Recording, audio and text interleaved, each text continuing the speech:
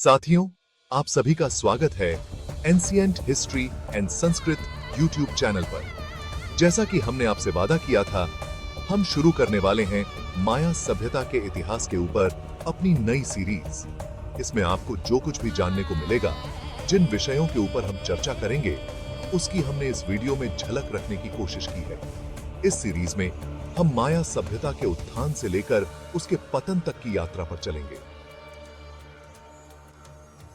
हम आपको बताएंगे कि माया लोगों ने कैसे अपनी संस्कृति और सभ्यता का निर्माण किया, उनकी धार्मिक प्रथाएं, उनकी कला और वास्तुकला और उनकी वैज्ञानिक उपलब्धियां। मध्य अमेरिका के घने जंगलों में एक सभ्यता फली फूली, माया सभ्यता। यह सभ्यता अपने वैज्ञानिक ज्ञान, कला और संस्कृति के लिए जानी जाती है। आज भी रहस्यों से भरी हुई है। माया सभ्यता का इतिहास लगभग 2000 ईसा पूर्व से 1697 ईस्वी तक फैला हुआ है और यह अपनी भव्यता और रहस्यमय पतन के लिए जाना जाता है। लगभग 250 ईस्वी से 900 ईस्वी तक माया सभ्यता अपने चरम पर थी। इस समय के दौरान उन्होंने बड़े बड़े शहर बनाए, लिखने का तरीका खोजा और तारों और गणित के बारे में बहुत कुछ सीखा। उनके शहर जैसे टिकल, पालेंक और कोपन कला और वास्तुकला के केंद्र थे, जैसे कि ही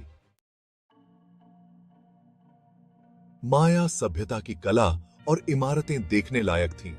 उन्होंने ऊंचे ऊंचे पिरामिड, मंदिर और महल बनाए जो आज भी लोगों को हैरान करते हैं।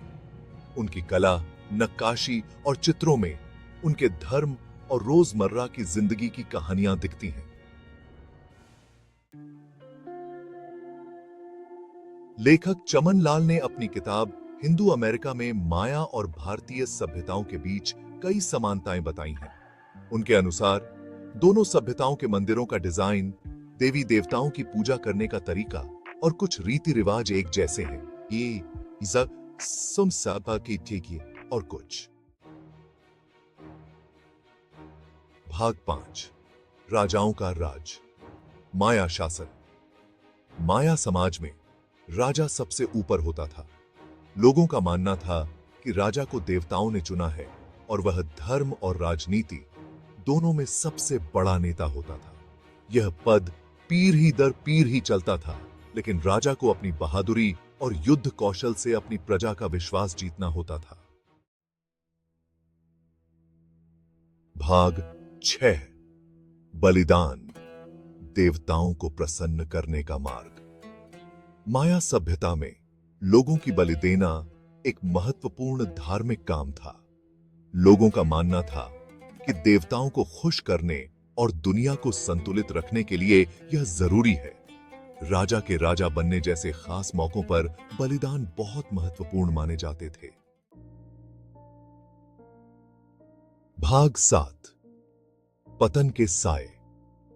9वीं शताब्दी के अंत तक माया सभ्यता का पतन शुरू हो गया। इसके कई कारण बताए जाते हैं, जैसे मौसम में बदलाव, आपसी लड़ाई और बहुत ज्यादा आबादी। इसका नतीजा यह हुआ कि माया शहर धीरे धीरे खाली हो गए और जंगलों में समा गए।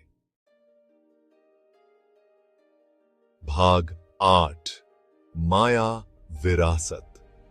हालांकि माया सभ्यता खत्म हो गई, लेकिन उनकी विरासत आज भी जिंदा है। उनकी कला, इमारतें, तारों का ज्ञान और गणित आज भी लोगों को प्रेरित करते हैं।